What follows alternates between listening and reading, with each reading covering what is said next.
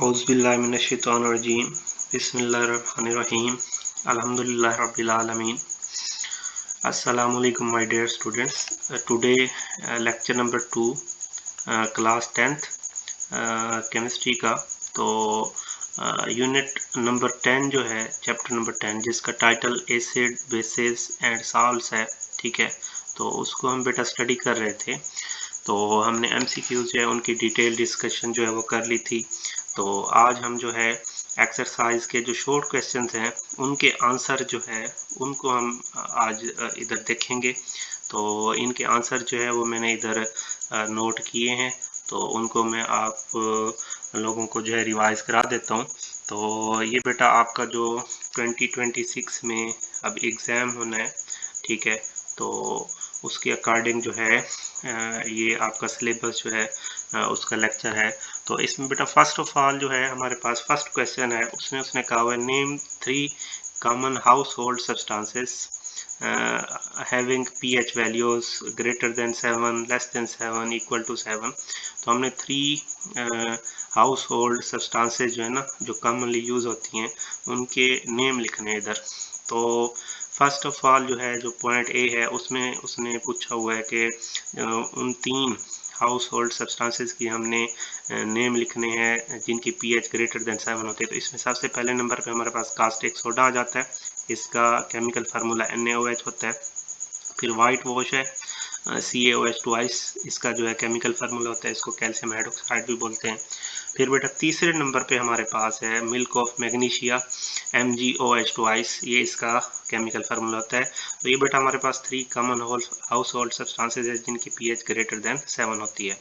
इसके बाद B point है, इसका बी पार्ट है, उसमें उसने कहा हुआ है कि आपने उन 3 कॉमन हाउस होल्ड सब्सटेंसेज के नेम बताने हैं जिनकी pH लेस देन 7 होती है। तो उसमें सोर मिल्क आ जाता है।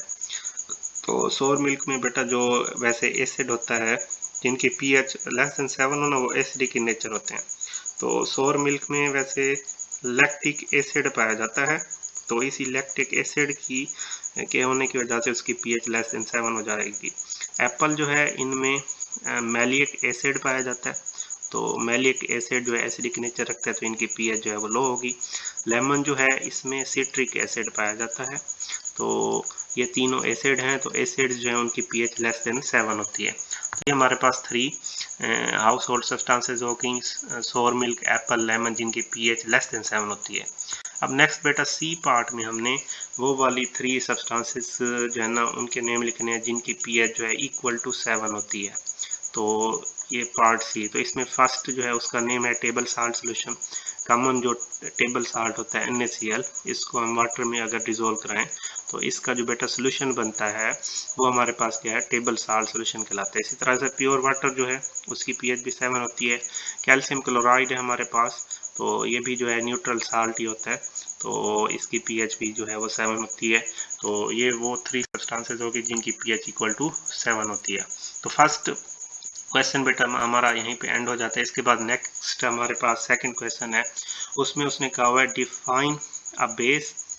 बेस की हमने डेफिनेशन लिखनी है and explain that all alkalis are bases but all bases are not alkalis. तो सबसे पहले बेटा हम Bronsted Lowry concept, Arrhenius concept, Lewis concept के मुताबिक तीनों के हवाले से हमने ब्रीफली जो है बेस की डेफिनेशन लिखनी है। फिर उसके बाद बेस और अल्कली जो है उसमें डिफरेंस जो है हमने बताना है। तो सबसे पहले क्या है, a species that can release hydroxide ions in aqueous solution or can accept a proton or can donate an electron pair is called a base। तो ये बेटा हमारे पास बेस की डेफिनेशन है तीनों एसिड बेस के कॉन्सेप्ट्स के अकॉर्डिंग। तो हमने इसको जो है वो इस तरह से बेस की डेफिनेशन को जो है वो लिख लिया है। फिर इसके बाद है अल्कलीज की बात। तो all bases are not alkalis, तमाम की तमाम बेसिस जो अल्कलीज नहीं होती। तो अल्कलीज क्या होती हैं, so all water soluble bases are called alkalis.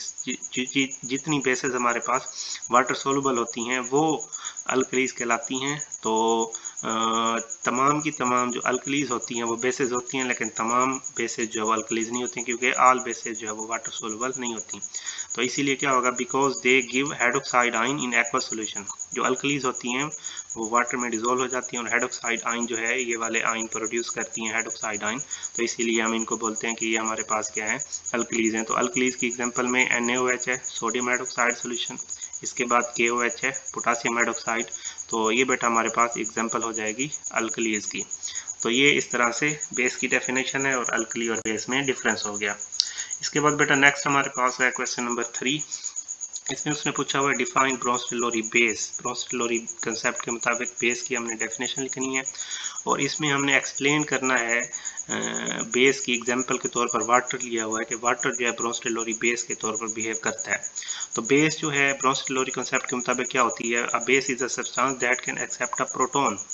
Base वो सब्सटेंस है जो एक प्रोटॉन जो एक्सेप्ट कर सके फ्रॉम अनदर सब्सटेंस, बेसिकली दूसरी सब्सटेंस से। तो वो क्या होगी, हमारे पास एसिड होगी।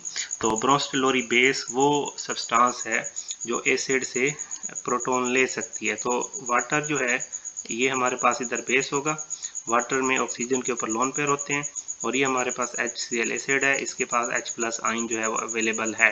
ठीक है, तो इसको हम H+ और Cl- इस तरह से लिख सकते हैं।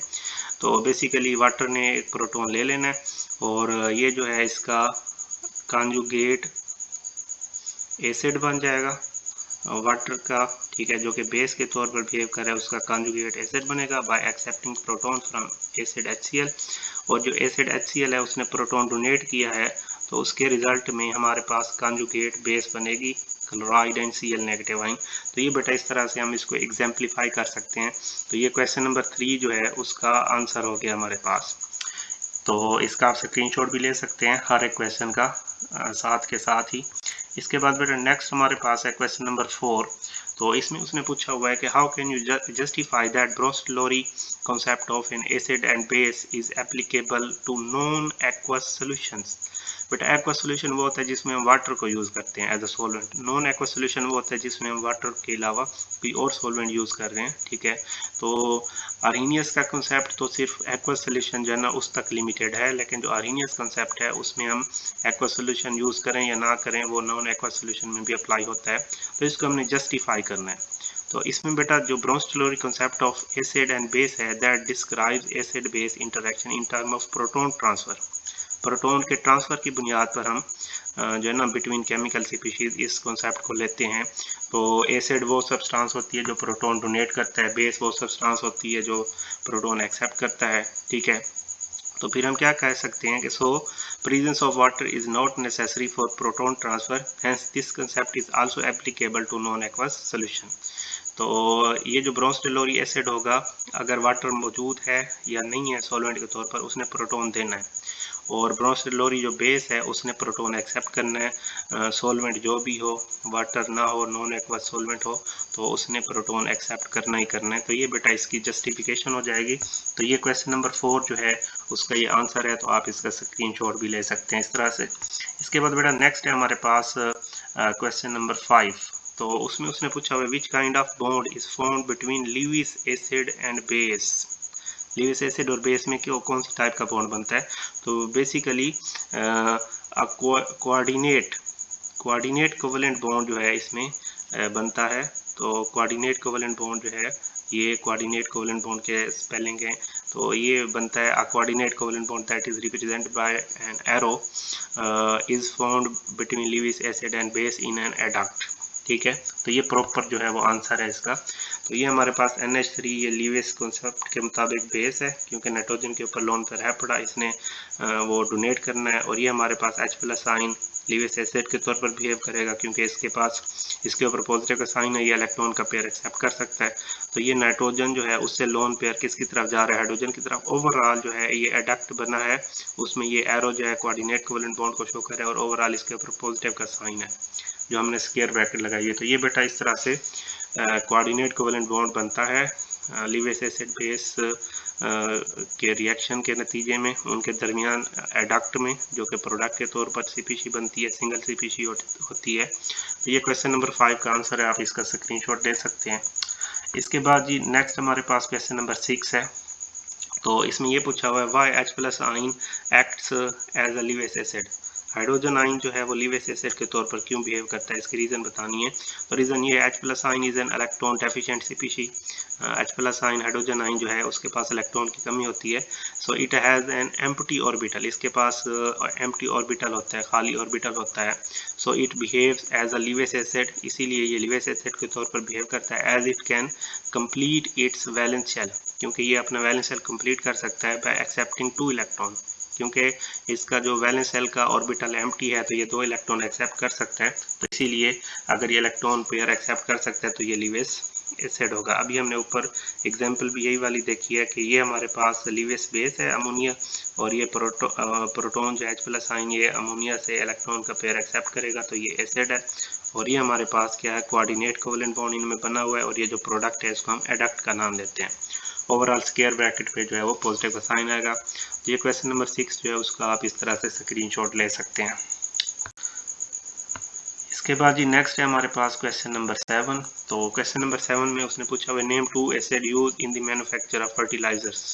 फर्टिलाइजर के बोलते हैं खादें, खादें वगैरह जो है बनाने के लिए कौन से एसिड यूज़ होते हैं। एक नाइट्रिक एसिड, इसका फार्मूला होता है जी HNO3, और दूसरा सल्फ्यूरिक एसिड, इसका फार्मूला होता है जी H2SO4। तो ये बेसिकली 2 एसिड हैं जिनको हम फर्टिलाइज़र की मैन्युफैक्चरिंग में, तैयारी में जो है इस्तेमाल करते हैं। तो ये क्वेश्चन नंबर 7 का आप इस तरह से स्क्रीनशॉट ले सकते हैं।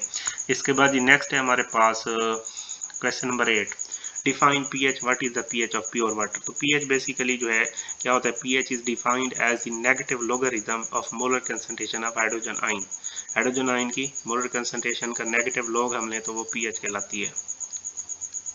तो इसको हम इक्वेशन से इस तरह से रिप्रेजेंट कर सकते हैं कि pH is equal to negative log, और स्क्वायर ब्रैकेट मोलर कंसंट्रेशन को शो कर रही है किसकी, हाइड्रोजन आइन की, H+ आइन की। और pH ऑफ प्योर वाटर हमारे पास वो 7 होती है। तो ये बेटा इस तरह से क्वेश्चन नंबर 8 का हमारे पास आंसर हो जाएगा, आप इसका स्क्रीनशॉट ले सकते हैं। इसके बाद जी नेक्स्ट है हमारे पास क्वेश्चन नंबर 9। उसका क्वेश्चन की स्टेटमेंट है, how many times a solution of pH is equal to 1 will be stronger than that of a solution having pH value equal to 2। तो इसमें बेटा जो है आपने सारी लाइन जो है वो क्वेश्चन वाली ही लिखनी है। सिर्फ आपने क्या करना है, हाउ मैनी जो है उसकी जगह पे आपने 10 लिख देना है, 10। बाकी सारी क्वेश्चन वाली लाइन लिखनी है, 10 times a solution of pH 1 will be stronger than that of a solution having pH value 2। तो ये इसका आंसर हो जाएगा क्वेश्चन नंबर 9 का। इसके बाद है जी define the following terms, normal salt की डेफिनेशन लिखनी है। तो वो क्या होता है, a salt that is formed by total replacement of ionisable H+ ion of an acid by positive metal ion और अमोनियम आइन। तो ये इसकी डेफिनेशन है। एग्जांपल क्या है बेटा, पोटासियम क्लोराइड, और इसका पोटासियम क्लोराइड का फार्मूला क्या होता है, KCl। तो ये बेटा हमारे पास नॉर्मल या न्यूट्रल साल्ट है, तो रिएक्शन लिखने की ज़रूरत नहीं है, आप इसी की एग्जांपल ऐसे लिख सकते हैं। इसके बाद जी नेक्स्ट है हमारे पास बेसिक साल्ट। बेसिक साल्ट की डेफिनेशन है, basic salts are formed by the incomplete neutralization of a polyhydroxy base by an acid। Neutralization क्या होता है, जब एसिड बेस आपस में रिएक्ट करते हैं तो उसके रिजल्ट में साल्ट बनता है और वाटर बनता है, ठीक है। तो जब इनकम्प्लीट न्यूट्रलाइजेशन होगी, मतलब क्या है, हमारे पास ये पॉलीहाइड्रोक्सी बेस है, एक से ज़्यादा इसमें हाइड्रोक्साइड आइन है, और ये हमारे पास एसिड है। तो एक प्रोटॉन है इसके पास, इसने एक OH नेगेटिव आइन के साथ रिएक्ट करना है, तो ये एक वाटर का मॉलिक्यूल बनेगा। अभी भी इसके अंदर OH नेगेटिव आइन है पड़े, ठीक है। तो ये मज़ीद जो है वो एसिड के मॉलिक्यूल के साथ रिएक्ट कर सकता है, इसीलिए ये वाला हमारे पास जो साल्ट है बेसिक साल्ट कहलाएगा, क्योंकि ये इनकम्प्लीट न्यूट्रलाइजेशन से बना है। तो ये हमारे पास बेसिक साल्ट की डेफिनेशन और एग्जांपल हो जाएगी इस तरह से। इसके बाद है जी हमारे पास क्वेश्चन नंबर 11। तो इसमें उसने कहा हुआ है कि Na2SO4 is a neutral salt while NaHSO4 is an acidic salt, justify। वो कहते हैं आप प्रूव करें इसको जो है कि Na2SO4 एक न्यूट्रल साल्ट और NaHSO4 एक एसिडिक साल्ट है। तो इसकी एक्सप्लेनेशन हम ऐसे कर सकते हैं कि Na2SO4 is formed by total replacement of ionizable H+ ion of an acid. Acid कौन सा होगा, H2SO4, बाय पॉजिटिव मेटल आइन। मेटल आइन क्या है, इधर सोडियम आइन है ऑफ अ बेस, वो कौन सी बेस से आएगा, NaOH से। while NaHSO4 is formed by partial replacement of ionizable H plus आइन ऑफ एसिड, एसिड इधर वही है H+O4 बाय पॉजिटिव मेटल आइन सोडियम आइन, वो किसका है जी, NaOH बेस का है। ठीक है, तो इसको हम रिएक्शन के थ्रू इस तरह से बता सकते हैं कि ये हमारे पास H+O4 है, ठीक है, ये सल्फ्यूरिक एसिड है और इसने क्या करना है जी, NaOH बेस के साथ रिएक्ट करना है। तो एक जो हाइड्रोक्साइड आइन इसमें मौजूद है वो एक प्रोटॉन के साथ रिएक्ट करेगा और वाटर बना देगा, और दूसरा जो है Na जो है वो HSO4 के साथ जुड़ जाएगा तो NaHSO4 बन जाएगा। तो ये हमारे पास एसिडिक साल्ट है बेटा। इसके बाद जब 2 मोल के साथ जो है ये सल्फ्यूरिक एसिड 2 मोल सोडियम हाइड्रोक्साइड के साथ रिएक्ट करेगा तो फिर हमारे पास जो है ये न्यूट्रल साल्ट बनेगा, सोडियम सल्फेट वाला। ठीक है, क्योंकि इसमें टोटल रिप्लेसमेंट हो गई है और साथ में वाटर भी बनेगा। तो ये आप बेसिकली रिएक्शन उसकी जस्टिफिकेशन में लिख सकते हैं। तो ये डेफिनेशन हो गई और रिएक्शन हो गया। इसके बाद जी नेक्स्ट है हमारे पास क्वेश्चन नंबर 12, उसमें उसने कहा हुआ give a few characteristic properties of salt, salt की हमने चंद खुसूसियात बतानी है। तो पहली प्रॉपर्टी ये है कि salt is a neutral compound, salt वो कंपाउंड है जिसके ऊपर ओवरऑल नेट चार्ज कोई नहीं होता। फिर साल्ट और आयनिक कंपाउंड, साल्ट जो है आयनिक कंपाउंड होते हैं और क्रिस्टलाइन फॉर्म में पाए जाते हैं। फिर दूसरा, इनमें स्ट्रॉन्ग आयनिक बॉन्ड होते हैं तो इनके मेल्टिंग और बॉइलिंग पॉइंट भी क्या होते हैं, हाई होते हैं। तो ये 3 प्रॉपर्टीज बेटा आप लिख सकते हैं इस क्वेश्चन नंबर 12 के आंसर में। इसके बाद नेक्स्ट है हमारे पास question number 13, how are soluble salts recovered from water, soluble salt जो है उनको वाटर में प्रिपेयर किया जाता है तो हम उनको उनसे वाटर से हासिल कैसे करते हैं, कैसे रिकवर करते हैं। So soluble salts are recovered from water by evaporation, evaporation के जरिए से या क्रिस्टलाइजेशन, इन दो फिनोमिना के थ्रू, प्रोसेसेस के थ्रू हम सोलुबल साल्ट्स को वाटर से रिकवर कर सकते हैं। तो क्वेश्चन नंबर 14 है बेटा हमारे पास next, how are insoluble salts prepare, insoluble salts को हम कैसे प्रिपेयर करते हैं। तो बुक में थोड़ा लेंथी लिखा हुआ है, इसको मैंने शॉर्ट करके लिख दिया है। In this method usually solutions of 2 soluble salts are mixed, इसमें 2 सोल्युबल साल्ट्स हम उनके सोल्यूशन लेंगे, उनको मिक्स कराएंगे तो एक्सचेंज होता है एसिडिक और बेसिक रेडिकल का। सो 2 साल्ट्स आर फॉर्म्ड, तो 2 साल्ट बनते हैं, one is water soluble salt and other is water insoluble salt. तो वाटर इनसॉल्युबल साल्ट जो है वो प्रेसिपिटेट आउट हो जाता है, सॉलिडिफाई हो जाता है। ठीक है, तो इस तरह से हम इनसॉल्युबल साल्ट जो है उसको प्रिपेयर कर सकते हैं। तो ये सिल्वर नाइट्रेट है, ये एक्वा सोल्यूशन की फॉर्म में होगा, सोडियम क्लोराइड भी एक्वा सोल्यूशन की फॉर्म में होगा, मतलब वाटर में डिजोल्व फॉर्म में होगा। ये जो सिल्वर क्लोराइड है AgCl, ये सॉलिड स्टेट में होगा और सोडियम नाइट्रेट ये एक्वस फॉर्म में होगा। तो ये जो हमारे पास सिल्वर क्लोराइड है ये वाटर इनसॉल्युबल साल्ट है और sodium nitrate water soluble salt है। तो ये आपने इनकी जो ये फिजिकल स्टेट्स है एक्वस और सॉलिड वाली, ये आपने मेंशन करनी है इस केस में लाजमी तौर पर। ठीक है बेटा, ये क्वेश्चन नंबर 14 हो गया। इसके बाद है क्वेश्चन नंबर 15 हमारे पास, इसमें पूछा हुआ है why is a salt neutral, salt neutral क्यों होता है, एक्सप्लेन विद एन एग्जांपल। तो salt are neutral compound, salt neutral compound होते हैं आल्दो अगरचे they do not compose of equal number of positive and negative ions, अगरचे वो कहता है इनमें पॉजिटिव और नेगेटिव आयन की तादाद जो है नंबर इक्वल नहीं होता, but they have equal number of positive and negative charges, लेकिन उनमें जो पॉजिटिव नेगेटिव चार्जेस होते हैं वो इक्वल होते हैं। एग्जांपल में मैंने इधर लिखा है NaCl, Na के ऊपर +1 का चार्ज है, Cl के ऊपर -1 का चार्ज है, तो ओवरऑल जो NaCl होगा उसके ऊपर नेट चार्ज कोई नहीं आएगा। तो ये बेटा इसकी एग्जाम्पल हो जाएगी। तो ये क्वेश्चन नंबर 15 हो गया हमारे पास विद आंसर। इसके बाद है क्वेश्चन नंबर 16, इसमें उसने पूछा हुआ name N acid used in the preservation of food, खुराक को महफूज करने के लिए ताकि वो ख़राब ना हो।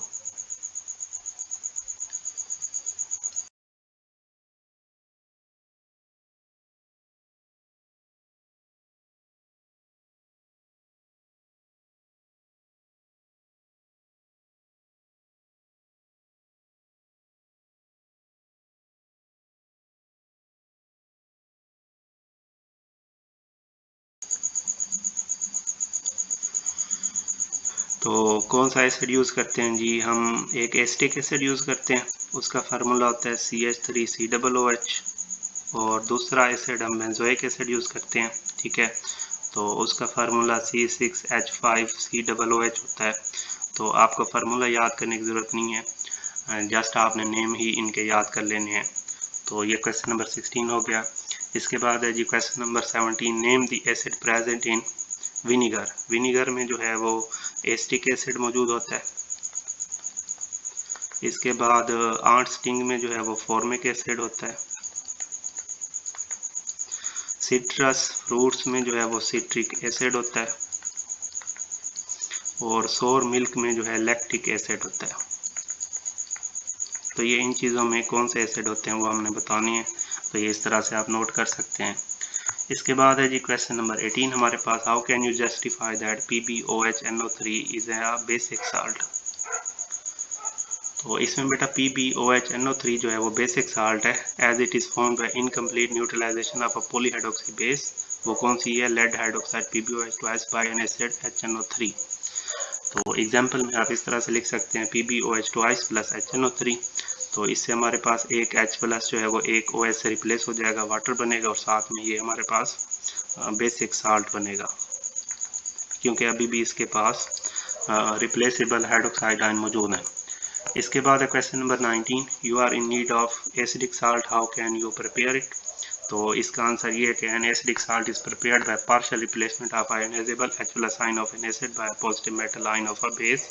और इसकी एग्जांपल हम इस तरह से ले सकते हैं जी, सल्फ्यूरिक एसिड है, उसका NaOH के साथ रिएक्शन कराएंगे तो NaHSO4 बनेगा प्लस H2O। तो ये प्रीवियस जो ना क्वेश्चन में हम इसको कर रहे हैं। तो ये हमारे पास इसकी एग्जांपल हो जाएगी, ये एसिड है, ये बेस है, और ये हमारे पास एसिडिक साल्ट बनेगा इधर, और साथ में है जी वाटर।